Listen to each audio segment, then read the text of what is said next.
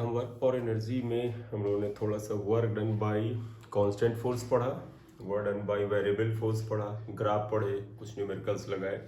एक आध और न्यूमेरिकल लेते हैं, ग्राफ पर बेस्ड होगा। आप देखिएगा, एक अगर हम क्वेश्चन ले लें ग्राफ पर, बड़ा सिंपल से क्वेश्चन लेते हैं। देखिएगा, this is a force in Newton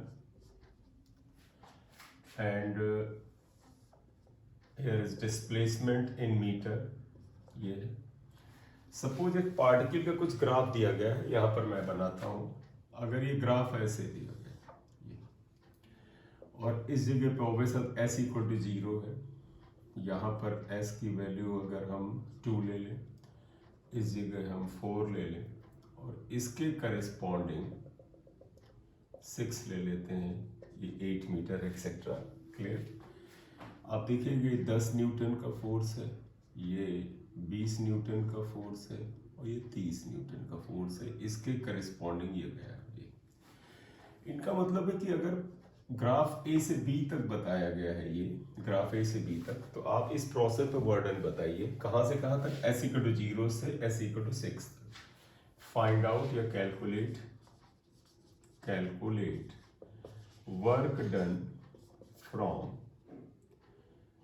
S equal to 0, S is displacement बेटा, to S equal to 6 metre. अगर वर्डन बताना है आपको, ध्यान है, अगर आप फोर्स डिस्प्लेसिंग ग्राफ का फर्स्ट पॉइंट से आप डिस्प्लेसिंग एक्सिस पर परपेंडिकुलर डालो, लास्ट पॉइंट से आप परपेंडिकुलर डालो, और जो शेप मिलता है, अगर इसका एरिया का फार्मूला आपको पता है, तो आप उसका फार्मूला निकाल के वर्डन निकाल सकते हैं। गौर से देखिए, तो ये एक ट्रेपेजियम बना। ट्रेपेजियम में देखो, ये साइड और ये साइड पैरेलल है, और इन दोनों के बीच की परपेंडिकुलर डिस्टेंस है। तो अगर हम यहाँ पर सोल्यूशन में आए, तो हमें पता है कि वर्डन इक्वल टू होता है area of F S graph with S axis. आपको ध्यान होगा अच्छे से। क्लियर? ये एरिया है क्या? This is area of, that is area of trapezium का एरिया। ये आकार ए बी यहां से यहां तक जो है वो ट्रेपेजियम। एरिया ऑफ ट्रेपेजियम होता है half sum of parallel sides into height. Half sum of parallel side, देखिएगा बेटा, एक ये साइड और ये साइड, देखो दोनों पैरेलल है, तो सम ऑफ पैरेलल साइड ये कितने के बराबर 10, और यहां तक ये कितने के बराबर 30, इनका टोटल इनटू हाइट। हाइट बेटा क्या होता है? ये जो पैरेलल साइड्स हैं, इनके बीच का परपेंडिकुलर डिस्टेंस 6। 3 आ गया, 30 40 हो गया, इनटू 3 120 जूल आ गया। तो work done in this case is 120 joule, because force displacement graph is known. अगर फोर्स डिस्प्लेसमेंट ग्राफ दिया गया है और उसका जो एरिया कवर्ड अगर आपको कोई नोन फिगर आता है, आप निकालिए, वर्डन आ जाता है। क्लियर? ये कर लीजिए। एक और करते हैं क्वेश्चन, सिंपल से क्वेश्चन है, प्रैक्टिस में करना है इसलिए कर रहे हैं। स्क्रीनशॉट ले लो।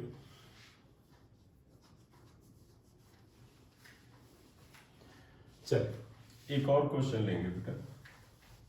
अब अगर एक क्वेश्चन और ये ले लेते हैं, न्यूमेरिकल ही ले रहे हैं। मान लीजिए फोर्स ये है, ये न्यूटन में ही है बेटा, और ये डिस्प्लेसमेंट है मीटर में है। कुछ ग्राफ ऐसे, मान लीजिए ये ग्राफ गया, ये आया, ये ऐसे गया, ये आया, फिर ऐसे गया ग्राफ, ये आया, एस मीटर में है, इधर हमने ले लिया, ये आ गया, यहां तक आया ग्राफ। देखिए, अगर आप यहां पर एस की वैल्यू 0 लें, यहां पर 1 2 3 4 5, एस की वैल्यू मीटर में है। फोर्स को आप यहाँ पर क्या करें, 5 और ये 10 ले लें, इसके करस्पॉन्डिंग फोर्स नीचे की तरफ 5 है। ओरिजिन से नीचे आप माइनस दिखाना चाहे दिखा दें, हालांकि ग्राफ देखना आपको आता है। ये कहते हैं कि s इक्वल टू 0 से s इक्वल टू 5 तक वर्डन बताइए। Calculate work done from s equal to 0 to s equal to 5 metre. ये आप बड़ा क्लियर कट देखिएगा बेटा, वर्क डन जरूर स्केलर है, लेकिन आपको ये भी पता है कि वर्क डन में अगर फोर्स जो होता है डिस्प्लेसमेंट के पैरेलल होता है, यानी पॉजिटिव होता है, तो वर्क डन पॉजिटिव होता है। लेकिन अगर आप इस डायग्राम में देखो, ये यहाँ ये फोर्स डाउनवर्ड है, माइनस में, तो अगर फोर्स की डायरेक्शन डिस्प्लेसमेंट से अपोजिट तो वर्क डन नेगेटिव होता है। तो वर्क डन स्केलर जरूर है, लेकिन पॉजिटिव नेगेटिव जीरो तीनों तरह का वर्क डन होता है। इसलिए वर्क डन निकालने में ध्यान रखिएगा, ये एरिया ऊपर की तरफ है, अगर आप देखो ये ऊपर है पॉजिटिव लिया जाएगा, ये एरिया ऊपर पॉजिटिव, लेकिन ये एरिया नीचे नेगेटिव लिया जाएगा। ठीक है, तो वर्क डन ध्यान रखिएगा पॉजिटिव नेगेटिव दोनों होता है। अगर फोर्स डाउनवर्ड जाए तो उसका वर्क डन नेगेटिव आएगा। तो यहाँ पर सोल्यूशन में अगर आप आएंगे तो लिखेंगे वर्क डन इक्वल टू क्या आएगा, एरिया 1 प्लस एरिया 2, इन दोनों का एरिया माइनस एरिया 3। इत्तेफाक से तीनों रेक्टेंगल या स्क्वायर जैसे ही बन रहे हैं। आप आइएगा एरिया 1, देखो बेटा इसका एरिया क्या होगा, लंबाई इंटू चौड़ाई, 2 इंटू 10 2, ये 10। इसका एरिया क्या होगा, आप देखो बेटा ये लंबाई हुआ 5 माइनस 3 2, 5 माइनस 3 इंटू ये कितना है 5 के बराबर इंटू 5 माइनस इसका एरिया कितना आएगा 5, देखो यहाँ से यहाँ तक 5। अब बेटा यहाँ 5 माइनस लगा लिया, तो अब ये माइनस मत लगाना, अगर ये माइनस लेना है तो फिर यहाँ प्लस रखना। ओवरऑल ये एरिया घटना चाहिए, और यहाँ से यहाँ तक की डिस्टेंस क्या है 3 माइनस 2। तो अगर आप देखें 2 10 जा 20 प्लस यहाँ 2 आएगा 10 माइनस आप देखिए 5 आया, तो 20 10 30 आया माइनस 5 इक्वल टू 25 जूल आया। तो 25 joules is the work done. तो ध्यान रखिएगा अगर एरिया ऊपर हो तो प्लस लो, लेकिन अगर एरिया नीचे हो तो उसे आपको माइनस में लेना पड़ेगा। क्लियर, नोट कर लीजिए, स्क्रीनशॉट भी आप ले सकते हैं। ये एक एनर्जी होगा, क्योंकि अब हमने हमारा चैप्टर ही है work energy and power.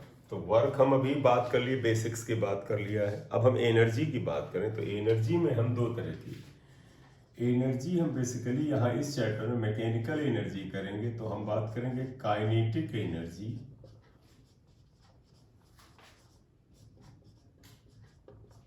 And potential energy. Kinetic energy को हम के से डिनोट करते हैं, पोटेंशियल एनर्जी को यू से। तो पहला हम बात करेंगे काइनेटिक एनर्जी, के से लिखेंगे सभी चीज, बट आप सभी लोग जानते हैं काइनेटिक माने गति। किसी भी पार्टिकल, किसी भी बॉडी, किसी भी सिस्टम की एनर्जी उसकी गति की वजह से, उसकी स्पीड की वजह से। Energy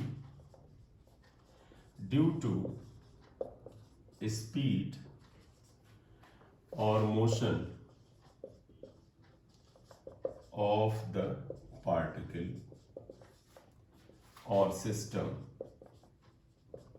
the energy due to the speed or motion is called kinetic energy। तुम्हें पता है एक पार्टिकल का मास अगर m है, इसकी वेलोसिटी या स्पीड v है, तो इसकी काइनेटिक एनर्जी अगर हम k लें that would be equal to half m v square. इसकी kinetic energy half m v square.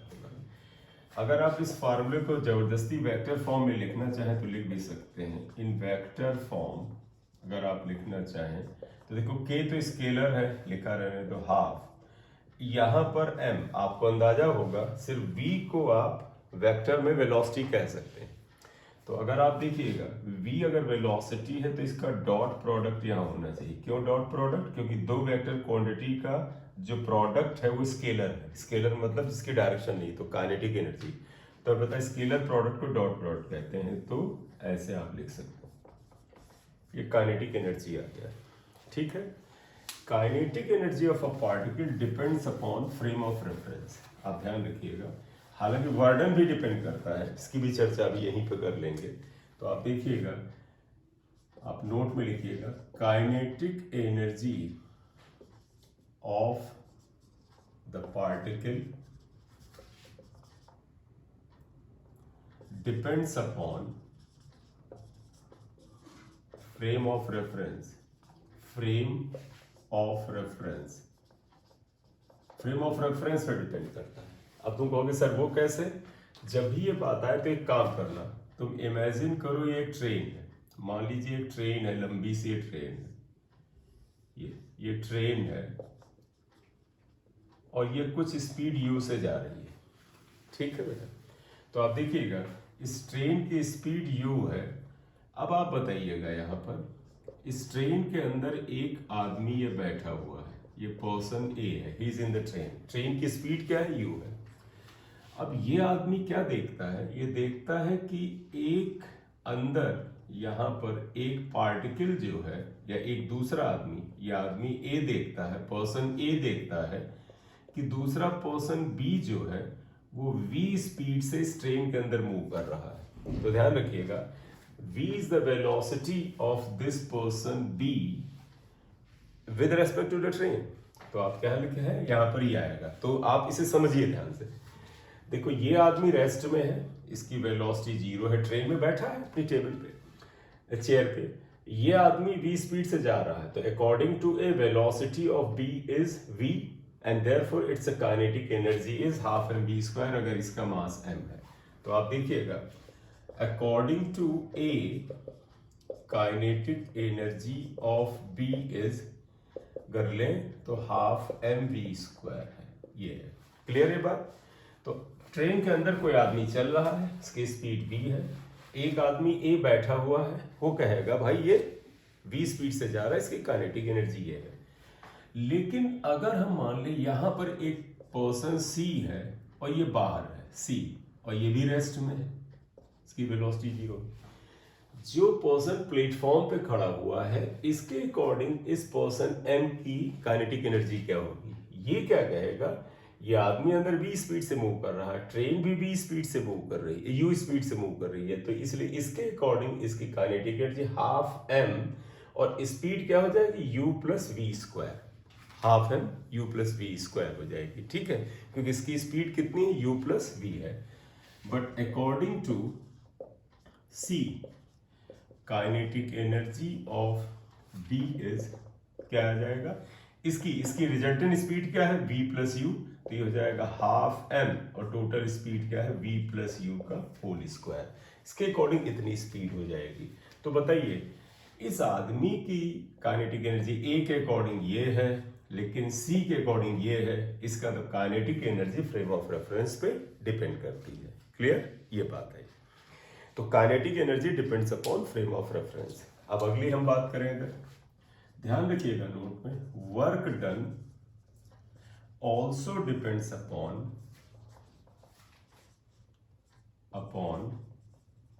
Frame of reference.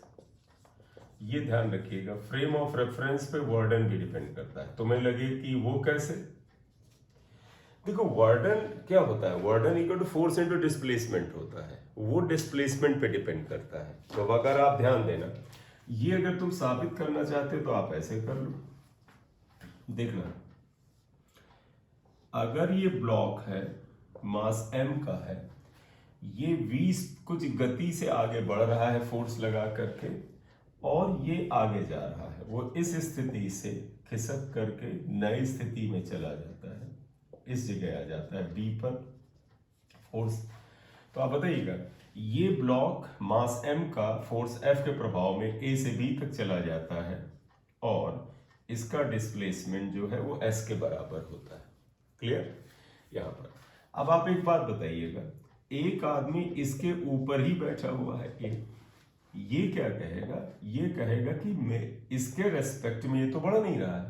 देखो अकॉर्डिंग टू A ये यहीं पर है, मतलब जितनी गति से जितनी डिस्प्लेसमेंट इस मास m का हुआ, इसका इतना हुआ, तो A के रेस्पेक्ट में इसका डिस्प्लेसमेंट 0 है। क्यों, क्योंकि जब ये ब्लॉक यहाँ पहुंच गया तो ये बंदा A भी यहीं पहुंच गया, ये कहेगा भैया ब्लॉक m का डिस्प्लेसमेंट मेरे रेस्पेक्ट में 0 है, इसलिए इसके ने कोई वर्क नहीं किया। लेकिन अगर एक पर्सन B यहाँ पर हो तो ये कहेगा नहीं भैया, ये ब्लॉक M जो है वो A से B तक डिस्प्लेस हुआ, डिस्प्लेसमेंट S है, इसलिए वर्डन इक्वल टू आएगा फोर्स इंटू डिस्प्लेसमेंट आएगा। तो according to B work done is F into S, लेकिन अकॉर्डिंग टू A ये मास इसके रेस्पेक्ट में वहीं का वहीं रुका हुआ है। यानी आप जिस ट्रेन में बैठे हो, जितनी दूरी ट्रेन तय कर रही है, आप भी उतनी दूरी तय कर रहे हो। तो तुम्हारे अकॉर्डिंग ट्रेन ने कोई वर्क नहीं किया। क्यों? क्योंकि जितना तुमने दूरी तय किया उतना ट्रेन ने, तो नेट डिस्प्लेसमेंट क्या हुआ, वो ट्रेन का तुम्हारे लिए जीरो हुआ। तो according to A work done is zero by this mass m, but according to B work done is force into displacement. इसका मतलब है ए और बी का नजरिया अलग है। यहां पर वर्क डन आप पाएंगे कि ये भी फ्रेम ऑफ रेफरेंस पे डिपेंड करता है। क्लियर? तो kinetic energy and work done both depends upon frame of reference. Clear? Note कर लीजिए, थोड़ा पॉज करके आप चाहे नोट कर लें, फिर आगे बढ़ेंगे। तो ये काइनेटिक एनर्जी के बारे में बात आ गई। ठीक है, अब हम थोड़ा सा चाहते हैं कि काइनेटिक एनर्जी को हम कैलकुलस मेथड से एनालिटिकल वे में बताना चाहते हैं। तो आप देखिएगा, kinetic energy and work energy theorem, हम इसे लगाना चाहते हैं। इसे हम WET प्यार से कहते हैं, वर्क एनर्जी थ्योरम, वेट कहते हैं। ये आएगा। क्लियर? तो ये आपका है वर्क एनर्जी थ्योरम। क्या है? हम काइनेटिक एनर्जी की बात करेंगे। देखिएगा, एक मास m है, ये मास m है। इस मास m पर आप कुछ फोर्स लगाते हैं और इसको यहां से यहां तक डिस्प्लेस करते हैं, यहां से यहां तक डिस्प्लेस करते हैं। ठीक है, इस समय अगर इसकी स्पीड u थी, मान लें क्योंकि फोर्स लगाए तो एक्सेलरेशन होगा, स्पीड बढ़ के v हो जाएगी मास m की। तो हमें ये बताना है कि जब इसकी गति v से u से बढ़ा के v कर दिया गया है तो इस समय what is the work done. तो अगर हमें यहां से यहां तक वर्क डन बताना है तो हम क्या करें, तो हम इसको ऐसे करेंगे कि बेटा देखिएगा, इस फोर्स की वजह से जब डिस्प्लेसन ये आएगा तो हम यहां पर ये करते हैं। देखिएगा, let mass m is initially displaced by ds, then work done। तब वर्क डन क्या आएगा? तो अगर हम मान ली इस मास को शुरुआत में बहुत छोटी दूरी, जो डायग्राम में नहीं बता रहे हैं, देन वर्क डन को आप dw लें तो तुम्हें पता है F डॉट ds होता है। ये आ जाएगा, मान लीजिए इधर फोर्स है, इधर ही डिस्प्लेसमेंट है, तो F ds cos 0 आ जाएगा, यानी F ds आ जाएगा। अब आप वर्डन को लिखेंगे, F को आप ma लिख दीजिएगा, इंटू ds आ जाएगा, क्योंकि F इक्वल टू क्या होता है, ma। आप ये लिखिए। अब आप इसमें ऐसा करिएगा, ma को आप dv बाई dt कर लीजिएगा, इंटू ds आ जाएगा। अब आप dw इक्वल टू लिख देना m, देखो dv को अलग कर लो और ये ds अपॉन dt अलग कर लो, ये आएगा। और तुम्हें याद होगा कि ds अपॉन dt फिर वेलोसिटी होता है, velocity equal to ds upon dt आ जाएगा, फिर से आ जाएगा, ये आ गया। क्लियर? तो इसलिए वर्क डन इक्वल टू हो गया mv/dv और ये v हो गया। तो इसलिए आप जरा देखिएगा, वर्क डन फिलहाल आया mv/dv, ये आता है, ये क्वेश्चन नंबर 1। तो एक चीज सुनिएगा बड़े ध्यान से, यहां पर ये बता क्या रहा, आप जरा गौर से देखो। क्या? अगर एक पार्टिकल का मास m है, इंस्टेंटेनियस स्पीड कहीं पर v है, तो हम कहें कि उसकी गति को छोटी सी वैल्यू dv बढ़ाने में कितना वर्क होगा। तो this is the work done increasing the velocity by small value dv। तो हम लिखना चाहे कह सकते हैं क्या, this is work done in changing या increasing, changing the velocity by dv। अब बताओ बेटा, जब गति को इतना चेंज किया गया तो ये वर्क आया। अगर गति को u से v कर दिया गया तो अगर आपको वर्क डन निकालना है तो आप क्या करेंगे, इंटीग्रेट करेंगे। तो देयरफॉर यही हम ले चेंजिंग फ्रॉम बाय dv, ये dv हमने लिया। अब लिख देना बेटा यहां पर, therefore work done in changing velocity या speed from u to v। अगर आप u से v करना चाहते हैं तो वर्क डन लिखें, तो इंटीग्रेट करेंगे। इंटीग्रेशन की लिमिट क्या होगी बेटा, u से v, और यही लिखोगे mv/dv। यह है, देखो m कॉमन निकालो, इंटीग्रल v dv आएगा, u से v आएगा, m निकालो, देखो v dv को क्या लिखोगे, v स्क्वायर बाई 2, u से v आएगा। क्लियर? ये तो अगर ये आ गया, आप इसको नोट कर लें बेटा, देखिए वर्डन इक्वल टू आ जाएगा m बाई 2, v की जगह अपर लिमिट यानी v स्क्वायर, v की जगह लोअर लिमिट यानी u स्क्वायर, तो इसका मतलब ये हो जाएगा half m v square minus half m u square. तो देयरफॉर वर्क डन, बेटा आप समझिएगा, अगर किसी पार्टिकल की स्पीड को u से v तक बदल दिया है, तो अगर आप गौर से देखें वर्डन इक्वल टू आया हाफ एम वी स्क्वायर यानी final kinetic energy, half m u square यानी इनिशियल काइनेटिक एनर्जी। ये बात आई, पहला तो ये इंपॉर्टेंट मसला है। दूसरा वर्डन इक्वल टू, देखो ये फाइनल काइनेटिक एनर्जी तो के एफ लिख दो, ये इनिशियल है तो के आई लिख दो, ये दूसरा मसला आया।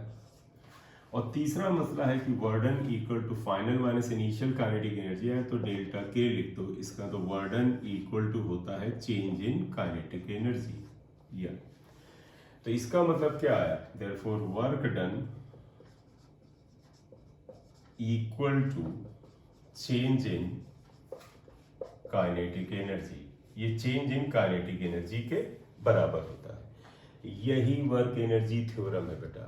मतलब ये क्या कहता है कि अगर सभी फोर्सेस के द्वारा किया गया वर्डन तुम निकाल लो विद साइन, क्योंकि कोई वर्डन बेटा पॉजिटिव होता है, कोई नेगेटिव होता है, कोई जीरो भी होता है, तो कहते हैं find out the work done by all types of forces present that would be equal to change in kinetic energy. तो यहां पर ये जो वर्क डन W है, this is not only due to the conservative और non. तुम कहोगे conservative non conservative का पढ़ेंगे बेटा, क्योंकि अगर हम पोटेंशियल एनर्जी ना पढ़ें तो फिर कंजर्वेटिव फोर्स पढ़ने में थोड़ी तकलीफ होती है, तो फिर पोटेंशियल एनर्जी पढ़ने के बाद पढ़ेंगे। तो ये वर्क डन क्या है, this is the work done due to और against all types of forces whether they are conservative, non conservative, internal और एक्सटर्नल, ऑल टाइप्स ऑफ। ठीक, तो ये work done equal to change in kinetic energy आया, और इसी को बेटा हम वर्क एनर्जी थ्योरम कहते हैं। दिस इज कॉल्ड या this is known as work energy theorem. ये बेटा वर्क एनर्जी थ्योरम के नाम से जाना जाता है, इसी को प्यार से हम WET कहते हैं। कहीं पर आप लॉ ऑफ कंजर्वेशन एनर्जी ना लगाएं, वर्क एनर्जी थ्योरम लगाएं, सारे सवाल निकल के आते हैं। यहां पर याद रखना, वेयर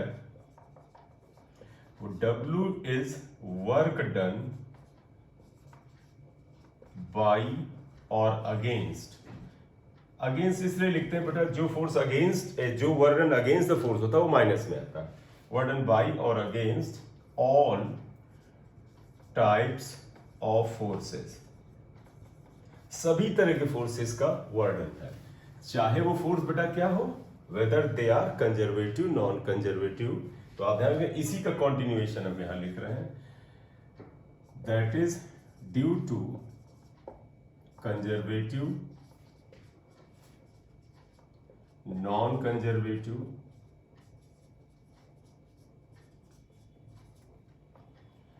इंटरनल और एक्सटर्नल फोर्सेस। मतलब सभी फोर्सेस के द्वारा किया गया वर्क डन हुआ, अगर आप ले तो work energy theorem, work done equal to change in kinetic energy आप लगा सकते हैं।